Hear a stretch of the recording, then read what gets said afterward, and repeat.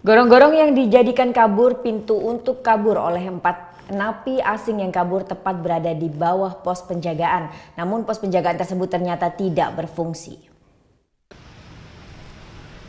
Inilah salah satu pos penjagaan di Lapas Kerobokan. Tepat di bawah pos inilah terdapat galian lubang yang diduga jalan kaburnya 4 napi asing. Pos yang seharusnya berfungsi untuk penjagaan justru sekarang sudah tidak berfungsi lagi. Kondisinya pun cukup memprihatinkan. Bagian atapnya sudah jebol tidak terawat. Kalapas Kerobokan Tony Nainggolan mengakui juga pengamanan di Lapas Kerobokan tidak bisa maksimal. Hal ini disebabkan jumlah anggota setiap dalam satu regu hanya 10 orang. Dari total seluruh staf dan penjaga lapasnya hanya 135 orang. Sementara setiap harinya 10 orang tersebut harus menjaga sebanyak 1.376 narapidana. Dan memang kita butuh tenaga yang lebih banyak lagi, makanya saya perintahkan beberapa staf dan beberapa anggota yang lain untuk berjaga di dalam maupun berjaga di luar. Ya. Hingga saat ini petugas dari kepolisian Polres Denpasar masih bekerja keras untuk menemukan 4 narapidana asing tersebut.